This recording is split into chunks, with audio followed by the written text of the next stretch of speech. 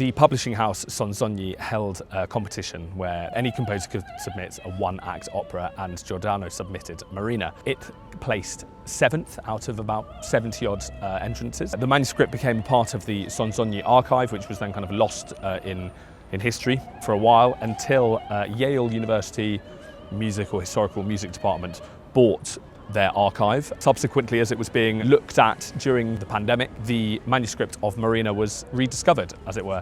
And so here we are in 2026 doing the first recording and performances of Marina.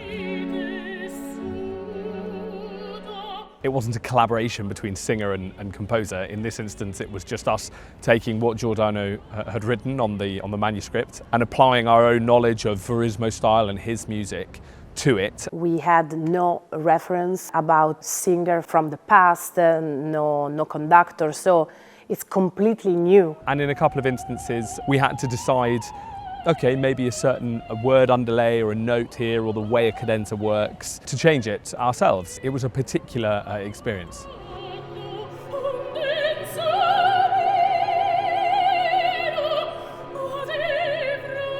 It was a completely collaboration between us to find the best way to understand the text, the music. Vincenzo and I met for the first time a few years ago. We did a gala concert here in Germany. I loved his conducting, I loved his style. He's Italian, he's from Puglia like me, and he has a great feeling for this music, for this Verismo style. Eleonora Buratto, it was our first collaboration together.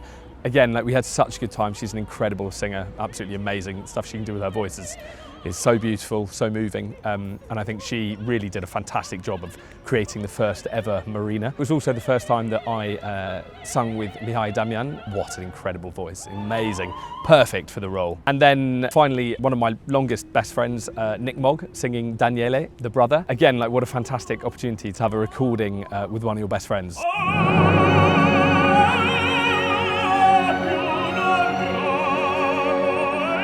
Because this world premiere has been recorded, now anytime anyone looks up this opera, they will hear our interpretation. You hope that people will think, oh, yeah, that's great, and it would make them think, let's see a staged version of the opera.